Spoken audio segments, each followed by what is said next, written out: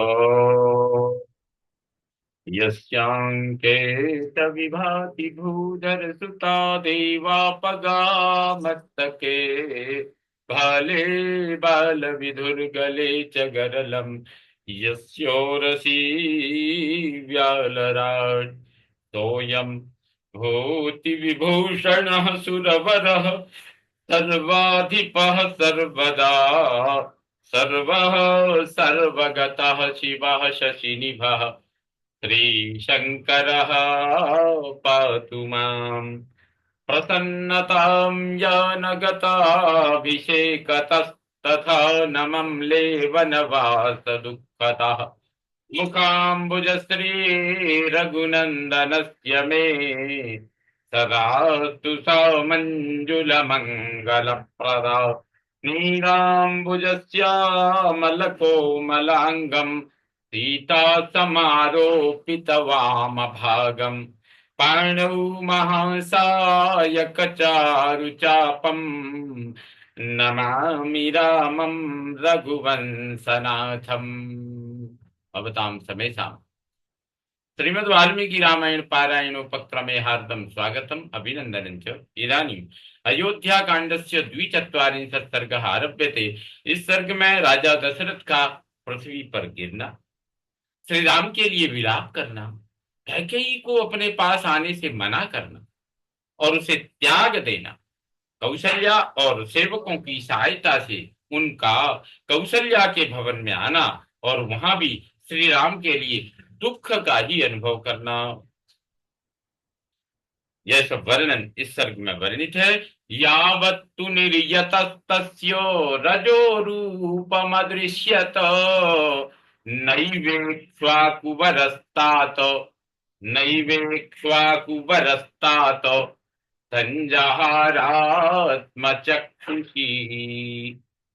One की ओर जाते हुए श्री राम के रथ की धूल जब तक दिखाई देती थी,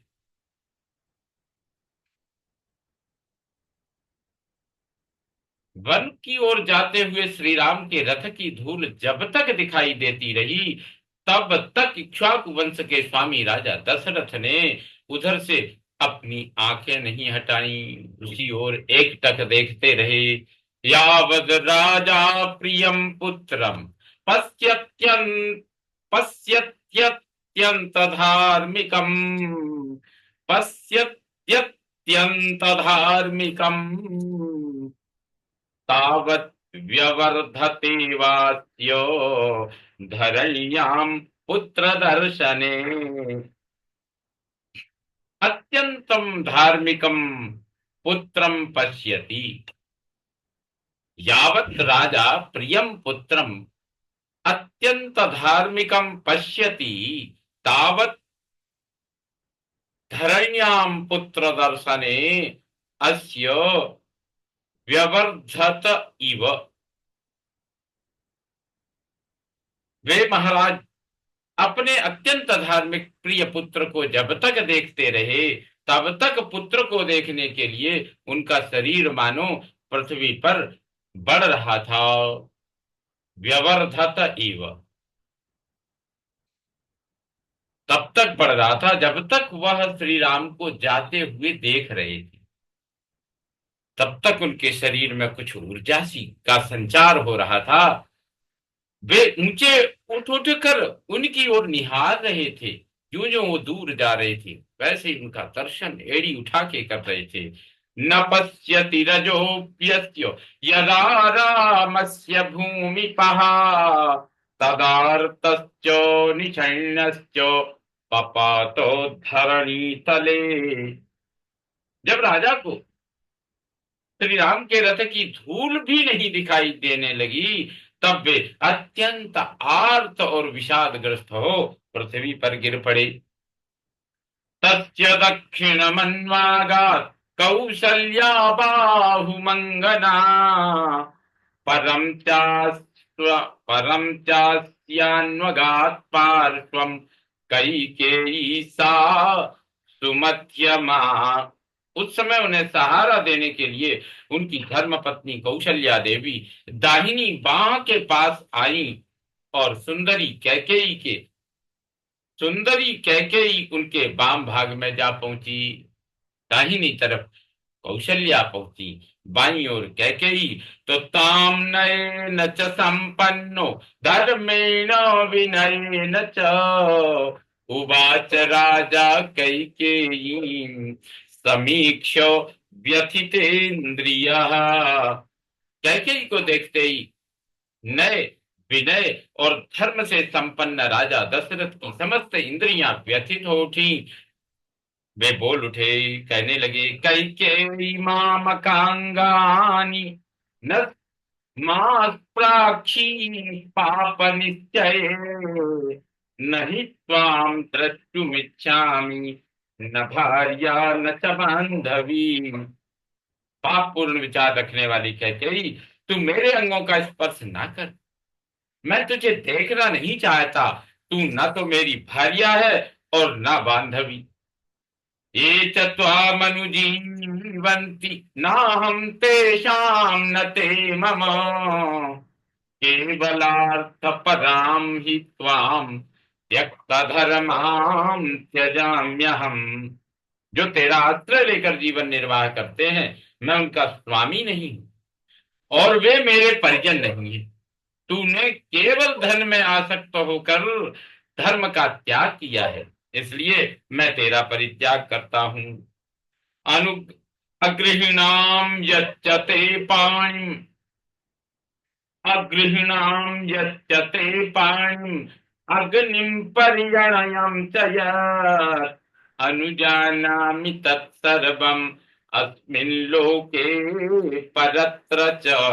मैंने जो तेरा पानी ग्रहण किया है और तुझे साथ लेकर अग्नि की परिक्रमा की है, तेरे साथ का वह सारा संबंध इस लोक और परलोक के लिए भी त्याग देता हूं।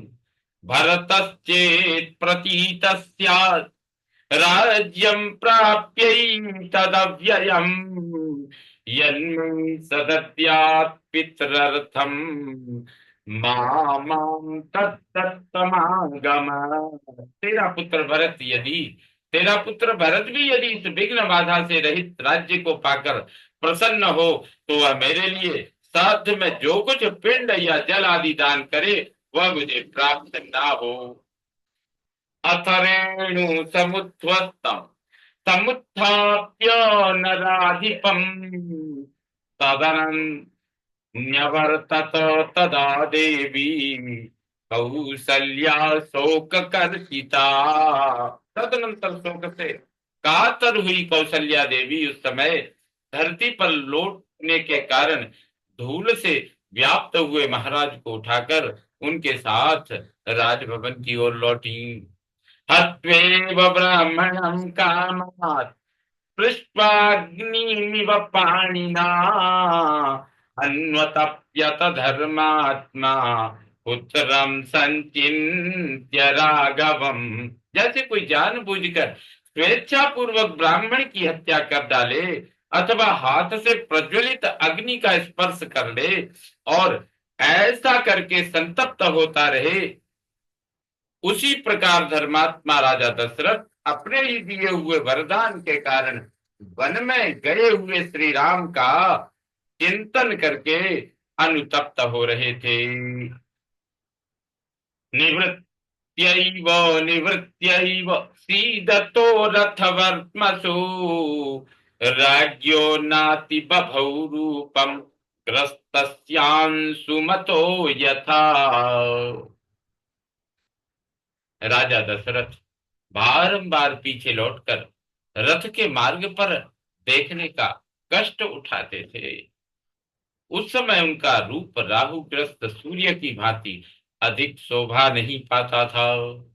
विललाप सदुखार्तः प्रियं पुत्र मनुस्मरन् नगरांत मनुप्राप्तम् बुद्ध्वा पुत्रमथा ब्रवीत्।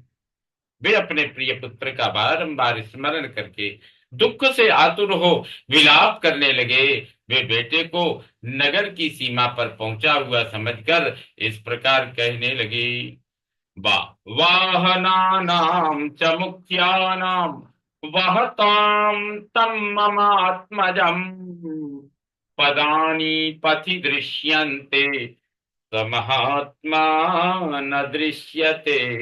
हाय, मेरे पुत्र को वन की ओर ले जाते हुए श्रेष्ठ वाहनों घोड़ों के पदचिन्ह तो मार्ग में दिखाई देते हैं, परंतु उन महात्मा श्री राम का दर्शन नहीं हो रहा है।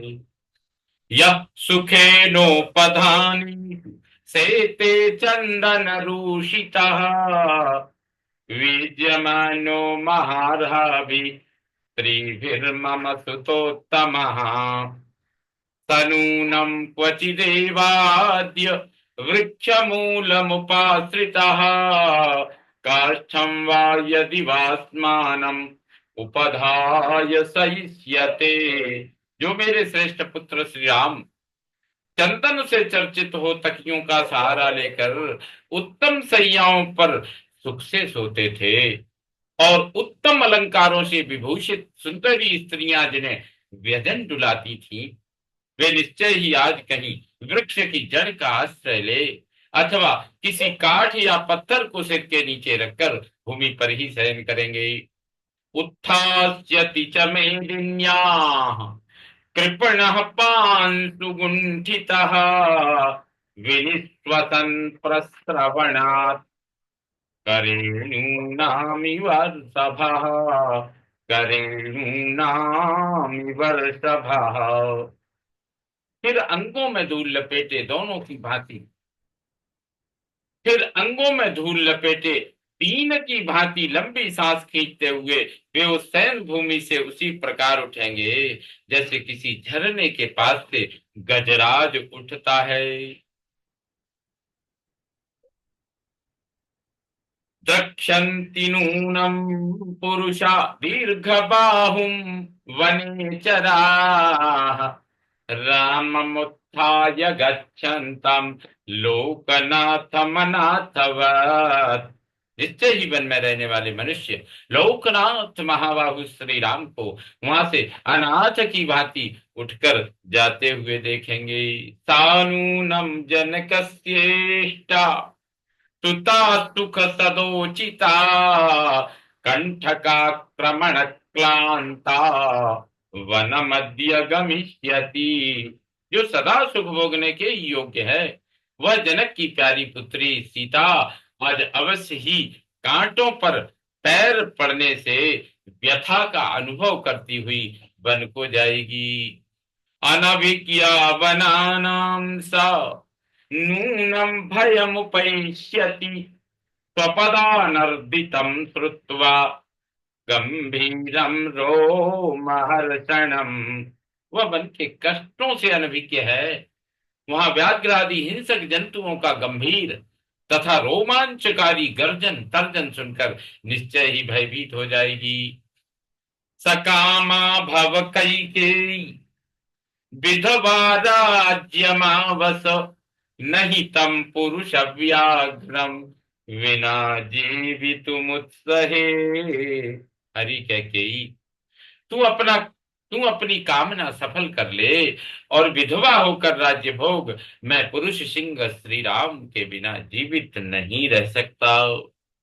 इत्येवं विलपन् राजा जनौघेनाभिसंवृतः अपस्नातो इवारिष्टम् प्रविवेश गृहोत्तमम्। इस प्रकार विलाप करते हुए राजा दशरथ ने मरघट से नहाकर आए हुए पुरुष की भांति मनुष्यों की भारी भीड़ से घिरकर अपने शोकपूर्ण उत्तम भवन में प्रवेश किया। शून्य चत्वर वेश्मान्ताम संवृतापण वेदिकाम क्लांत दुर्बल दुःखार्ताम नात्याकीर्ण महापथाम तामवेक्ष्य पुरीं सर्वां राममेवानुचिन्तयन् विलपन् प्राविशद राजा गृहं सूर्यो इवाम्बुदम्। उन्होंने देखा अयोध्यापुरी के प्रत्येक घर का बाहरी चबूतरा और भीतरी भाग भी सूना हो रहा है, क्योंकि उन घरों के सब लोग श्री राम के पीछे चले गए। बाजार हाट बंद है। जो लोग नगर में हैं, वे भी अत्यंत क्लांत, दुर्बल और दुख से आतुर हो रहे हैं, तथा बड़ी बड़ी सड़कों पर भी अत्यधिक आदमी जाते आते नहीं दिखाई देते हैं। सारे नगर की यह अवस्था देखकर श्री राम के लिए ही चिंता और विलाप करते हुए राजा उसी तरह महल के भीतर गए, जैसे सूर्य मेघों की घटा में छिप जाते हैं। महाह्रदमिवाक्षोभ्यम सुपर्णेन हृतोरगम रामेण रहितं वेश्म वैदेह्या लक्ष्मणेन च। श्री राम, लक्ष्मण और सीता से रहित वह राजभवन उस महान अक्षोभ्य जलाशय के समान जान पड़ता था, जिसके भीतर के नाग को गरुड़ उठा ले गए हों। अथ अथ गद गद शब्दस्तु अथ गद गद शब्दस्तु विलपन् वसुधाधिपः उवाच मृदु मंदार्थम वचनम दीनमस्वरम। उस समय विलाप करते हुए राजा दशरथ ने गदगद वाणी में द्वारपालों से यह मधुर, अस्पष्ट, दीनता युक्त और स्वाभाविक स्वर से रहित बात कही। कौसल्याया गृहं शीघ्रं राम मातुर्नयन्तु माम् नह्यन्यत्र ममाश्वासो हृदयस्य भविष्यति। मुझे शीघ्र ही श्री राम माता कौशल्या के घर में पहुंचा दो, क्योंकि मेरे हृदय को और कहीं शांति नहीं मिल सकती। इति ब्रुवन्तं राजानम् आनयन् द्वारदर्शिनः कौशल्याया गृहं तत्र न्यवेश्यत विनीतवत्। ऐसी बात कहते हुए राजा दशरथ को द्वारपालों ने बड़ी विनय के साथ रानी कौशल्या के भवन में पहुंचाया और पलंग पर सुला दिया। ततस्तत्र प्रविष्टस्य कौशल्याया निवेशनम् अधिरुह्यापि शयनम् बभूव लुलितम् मनः। वहां कौशल्या के भवन में प्रवेश करके पलंग पर आरूढ़ हो जाने पर भी राजा दशरथ का मन चंचल एवं मलिन ही रहा। पुत्रद्वय विहीनम् च स्नुषया च विवर्जितम् अपश्यत् भवनम् राजा नष्ट चंद्रमिवांबरम।